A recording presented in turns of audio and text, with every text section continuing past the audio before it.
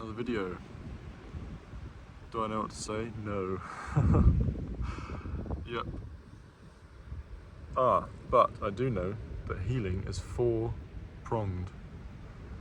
You have to address the mind, the body, awareness, and in the context of relationship. Because if you address the mind only, it can just be cosmetic. You can assure yourself, because so the mind has these pre-verbal self-concepts, often about itself, which are resulting from trauma. So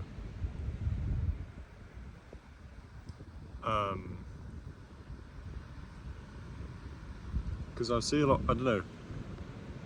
of people think that, some people say that trauma is just stored emotion in the body. That's one perspective. Another perspective is that it is, well, you just need to fix your mind and thought correct and replace your negative beliefs with positive ones and deconstruct your mind.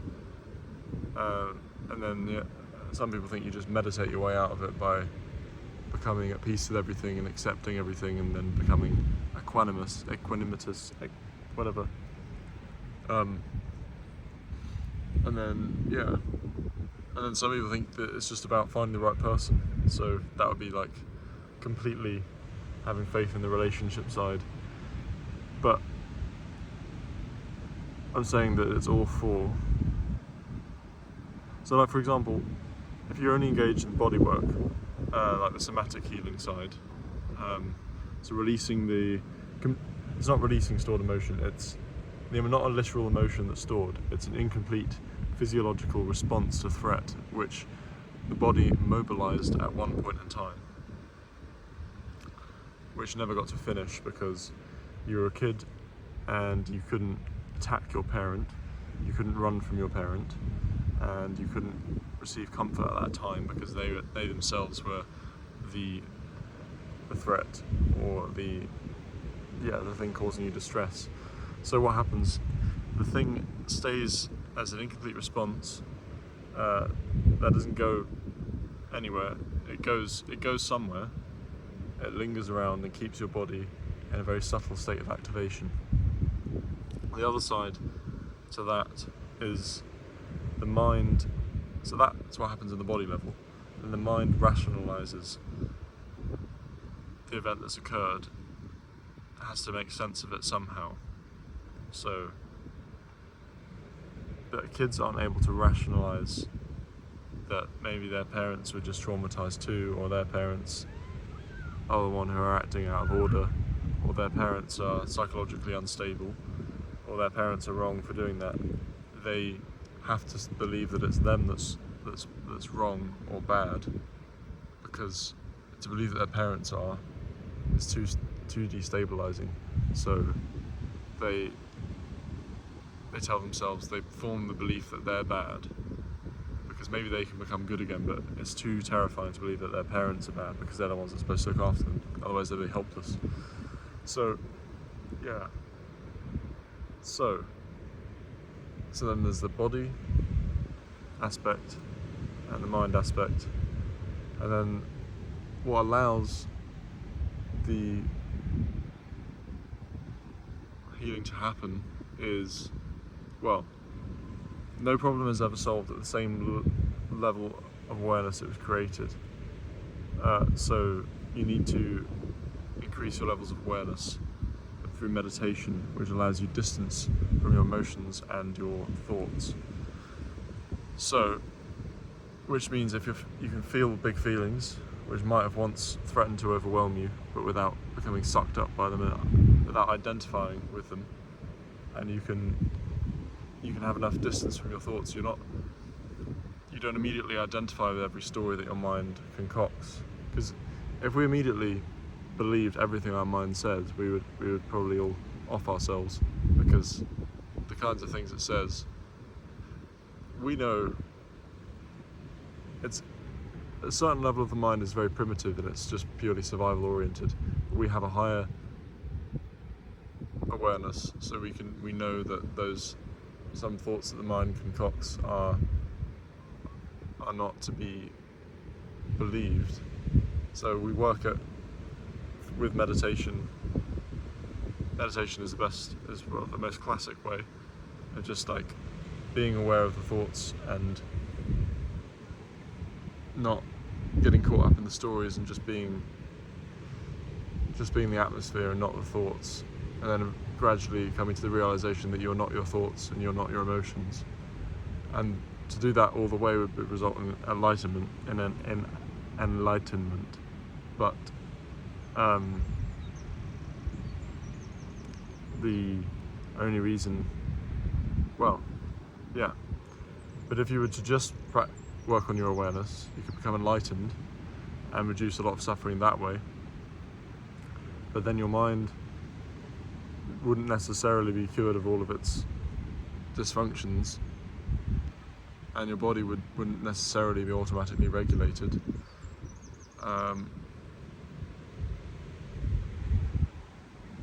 So you still have to, especially the mind, you still have to address that directly, because the ego can be transcended without it. It doesn't necessarily disappear, it's still there, but you just have more distance from it. You know that you're not it, but fundamentally you're something larger, but the ego's still there. Like, you know that you're not this rock, but the rock is still there, and you know that you're not, well, you are everything. You are everything. You are your ego, but you're also the other people's egos and everything. So, and the fourth aspect is relationship. So working on the body, working on the mind, working on awareness, but in the context of a relationship, so that you have a witness, which is like essential, because if you don't have someone you trust and you're not in a trusted relationship, you're not going to be able to, maybe some deep feelings you have won't surface because your body doesn't feel held. You need that other person there, because fundamentally the reason why we developed these dysfunctions in the first place was because we were alone with our feelings. There was nobody there at the time, and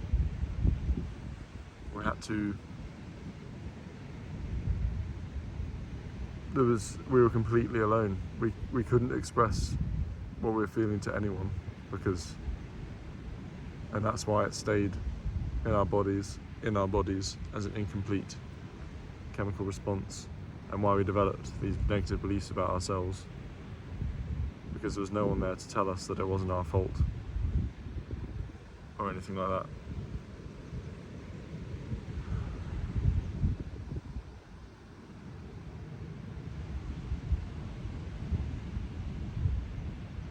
But so that's why a trusted relationship is essential. So yeah, don't neglect the body, don't neglect the mind, don't neglect awareness, have a trusted relationship.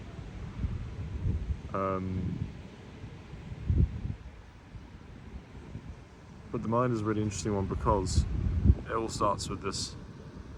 There's the body component, the incomplete survival response, which might be the anger or the sadness or whatever. Could be multiple things. Certainly, mostly, probably is multiple things that are built up, and things since the original trauma. It's not even necessarily possible to point to an original trauma, and you don't need to. You don't need to find the original event. But but the mind is interesting because you start with that one belief about yourself,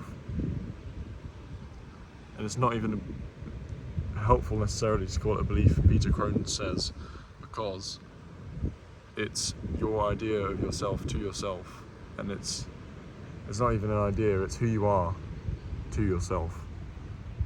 It's not fundamentally who you are, but it is how you experience the world is completely through this belief, although we're not calling it a belief, but it's the self concept. So when somebody's polite to you, when somebody's genuine with you, compliments you or something, if your self-concept is I'm bad, then that doesn't make it, that compliment doesn't make it through. You rationalise it some other way, like they're just being polite. If they don't know the real me, if they are maybe they think I'm something that I'm not, or something like that, then yeah. But then what my point is that the original self-concept that forms from the trauma,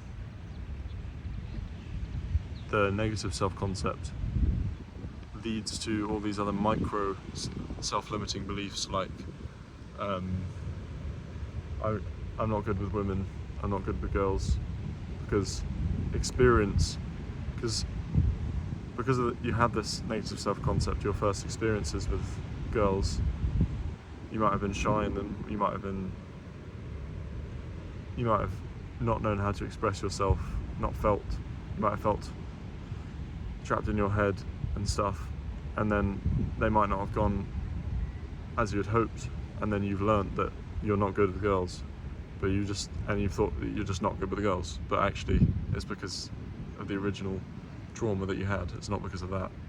So all of these micro beliefs about yourself, they're like this massive house of cards built on top of the original thing, like,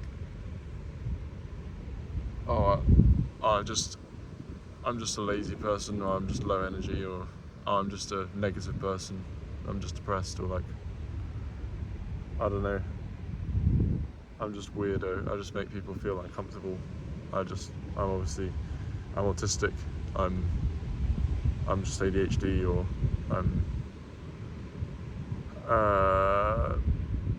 yeah, narcissistic, I don't know, all these conditions. So yeah, and then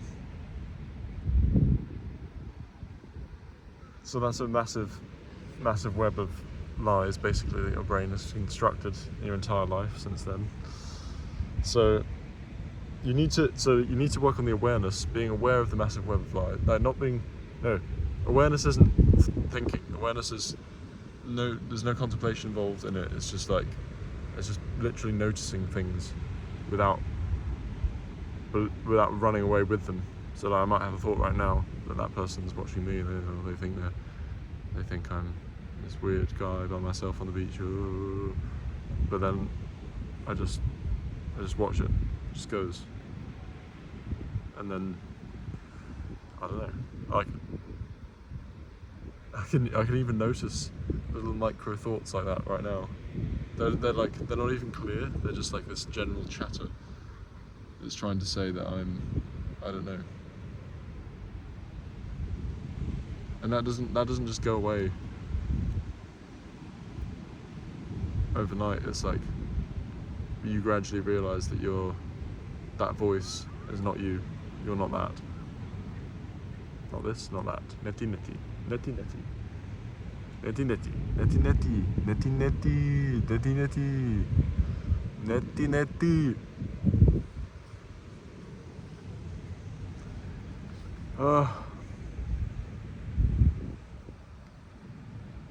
So that's the 4 pillars of healing.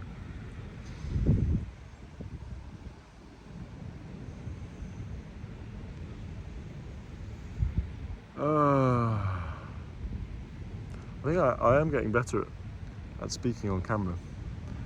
It's probably because I know that nobody's ever going to watch them. Well, that's what I think.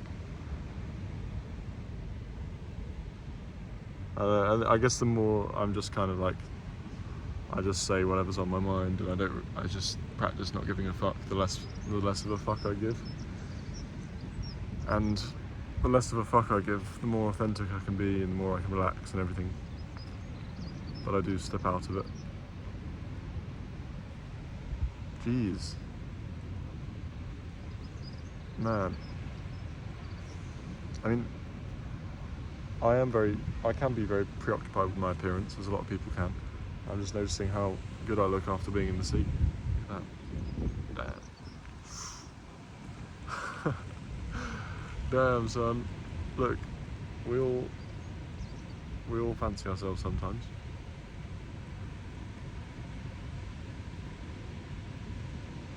It's fine. Like, if you can find other people beautiful, you can find yourself beautiful. Like, men.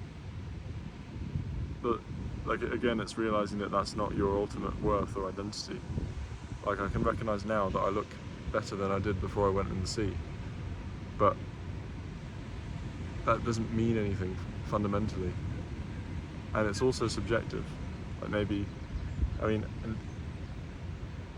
but like, why can't we can appreciate our own beauty if we can appreciate the beauty of young, attractive women rather than older women who have lost their typical young looks. Then why? Yeah, I mean,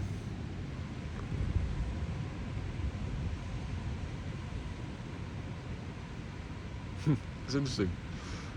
Is it vain? Is it vain to like the way you look? I suppose it's vain in as much as liking the way a female looks is lustful. But it's only lustful if it's in a sort of needy way, I suppose. If you can see a woman and be very attracted but without being attached, then that's not lustful. And if you can look at yourself in the mirror and like the way you look and appreciate the way you look without being attached to that either, if you were to lose your looks 5 seconds later, it wouldn't matter to you, then that's fine too.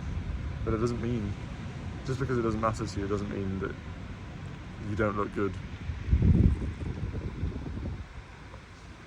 I don't know.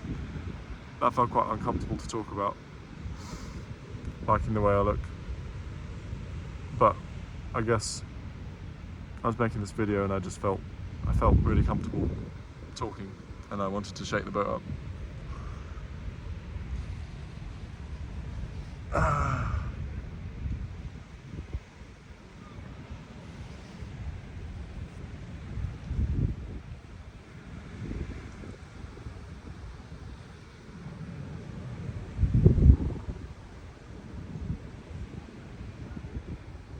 Well, that's about all I can summon right now. So, take care. See you in the next one.